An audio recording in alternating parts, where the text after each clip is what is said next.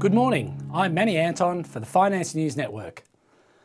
Stocks fell as Treasury yields popped to multi-year highs and investors grew worried that lawmakers would be unable to prevent a shutdown.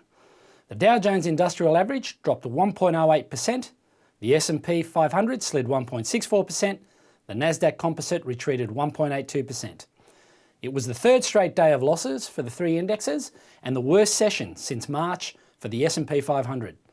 The Dow and the S&P 500 were on track to end the week down more than 1% and 2% respectively, while the Nasdaq was poised to fall more than 3%.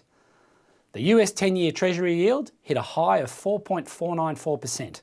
Earlier in the day, the rate reached its highest level since 2007, with the latest catalyst being weekly jobless claims data showing a still strong labour market that could encourage the Fed to stay in hiking mode.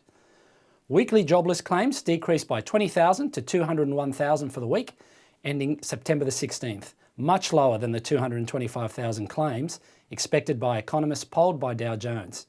It was the lowest volume of new unemployment claims since January.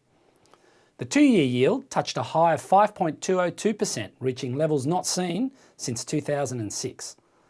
Losses intensified following news that the House Republican leaders sent the chamber into recess on Thursday, bolstering fears that federal lawmakers won't pass a bill to avert a government shutdown. Market participants are concerned that a shutdown would hurt fourth quarter GDP. In company-related news, tech shares have led the losses this week as investors rethink buying growth-oriented stocks if interest rates remain high. Tesla, Alphabet and Nvidia all lost more than 2%. FedEx bucked the negative trend, gaining 4.5% a day after the delivery company posted adjusted earnings of $4.55 per share in its fiscal first quarter, while analysts call for $3.73 per share per LSEG.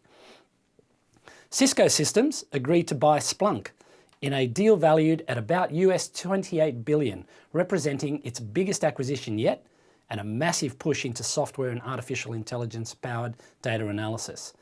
The networking giant will pay US $157 a share in cash, the company said in a statement Thursday, or a 31% premium to Splunk's closing price on Wednesday. The purchase represents roughly 10% of Cisco's market value.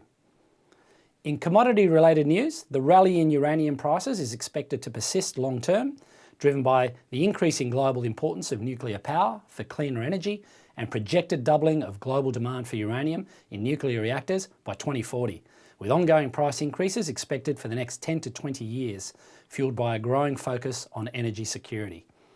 The price of wheat has recently dropped to nearly a 3-year low due to Russia's exceptional crop, but the potential for increased tensions in the Black Sea region and significant hedge fund bets pose a risk of a sudden price spike.